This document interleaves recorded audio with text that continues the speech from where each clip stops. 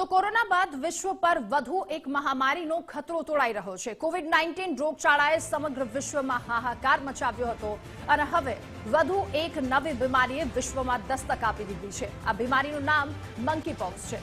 વિશ્વમાં ઘણા લોકોએ આ રોગનો શિકાર બની રહ્યા છે। ખાસ કરીને આફ્રિકન દેશ, કોંગો, કેન્યા, રવાંડા, યુગાન્ડા સહિતના 13 દેશમાં આ રોગ ફેલાઈ રહ્યો છે। વર્લ્ડ હેલ્થ ઓર્ગેનાઇઝેશને આ અંગે હાઈ એલર્ટ પણ જાહેર કર્યું છે। આ રોગ 2022 કરતાં પણ વધુ ગંભીર અને જીવલેણ સાબિત થઈ શકે છે। મંકીપોક્સનો જૂનો પ્રકાર પહેલેથી જ વિશ્વના ઘણા દેશોમાં મળી આવ્યો છે, પરંતુ તેનું નવું વેરિયન્ટ કોંગો સિવાય બીજે ક્યાંય જોવા નથી મળ્યું। અમેરિકન CDCએ કેનેડામાં વડાપ્રધાનને ચેતવણી પણ જાહેર કરી છે।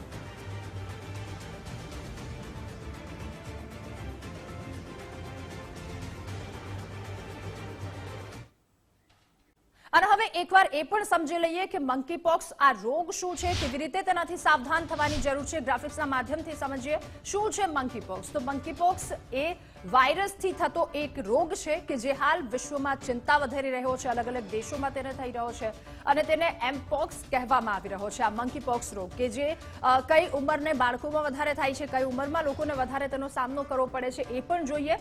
હવે એમાં લાલ ચકતા અને ફ્લૂ જેવા લક્ષણો તેમાં જોવા મળી રહ્યા છે। ઓર્થોપોક્સ વાયરસ જેનસ પરિવારનો આ સભ્ય છે। આ રોગ પહેલેથી જ હતો, જો કે ત્યારબાદ અલગ અલગ જગ્યા પર આ રોગ આગળ વધી રહ્યો છે, જે શીતળા માટે પણ જવાબદાર છે, પરંતુ તેનાથી થોડો ઓછો આક્રમક હોય તેવું કહી શકાય।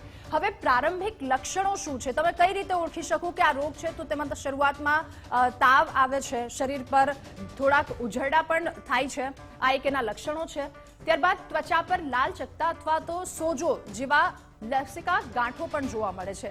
ક્યાંક ઉઝરડા, ત્વચા પર થોડોક સોજો, ઝીણો તાવ શરૂઆતમાં આવે છે, ઠંડી લાગવી, માથાનો દુખાવો, આ તમામ એના શરૂઆતી લક્ષણો છે। જો આ લક્ષણો ક્યાંક જણાય તો પછી એનાથી સાવધાન થવાની ખૂબ વધારે આવશ્યકતા છે। આ સાથે સ્નાયુઓમાં દુખાવો પણ થાય છે, મંકીપોક્સના પ્રારંભિક લક્ષણો છે। સાથે સાથે કોઈ પણ સામાન્ય કામમાં થાક લાગવો એ પણ એનું એક લક્ષણ કહી શકાય। હવે તેનાથી બચવું કઈ રીતે? જો આ લક્ષણો તમને દેખાય છે તો ઘણી બધી રસીઓ મંકીપોક્સના પ્રકોપથી આપને બચાવી શકે છે, તો એક રસી ઉપયોગી છે। શીતળા માટે તૈયાર કરવામાં આ રસી આવી હતી, જો કે શીતળા રોગ આગળ પણ હતો, તેના માટે રસી પણ હતી। મંકીપોક્સને રોકવા માટે એક રસી પણ ઉપલબ્ધ કરી દેવામાં આવી છે, એટલે કે એ રોગથી બચવા માટે રસીનો સહારો લેવો ખૂબ વધારે આવશ્યક છે, જે ઇમ્યુન અથવા તો એમવેનેક્સના નામથી ઓળખાઈ શકે છે। એ રસી તેનાથી મળી શકે છે। ત્યારે આ શીતળાની રસી અસરકારક સાબિત થઈ શકે છે। શીતળા નામના રોગથી તો સૌ કોઈ અવગત જ છે અને તેની રસીથી આ રોગથી બચી શકાય છે। આ સાથે હાલમાં કોઈ ચોક્કસ સારવાર મંકીપોક્સને લઈને ઉપલબ્ધ નથી, પરંતુ તેનાથી બચવું જોઈએ।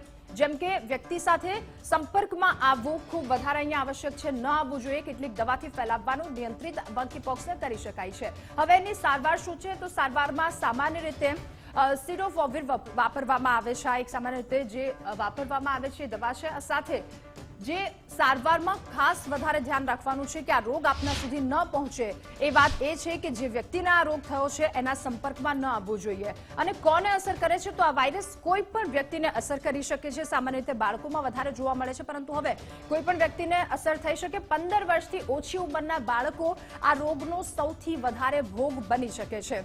ત્યારે મંકીપોક્સ કે જે અલગ અલગ જગ્યા પર લોકોને અસર કરે છે, સાથે શીતળાની રસી ન લીધી હોય તેમને આ વાયરસ મંકીપોક્સ અસર થવાની ખૂબ વધારે શક્યતાઓ વર્તાઈ રહી છે।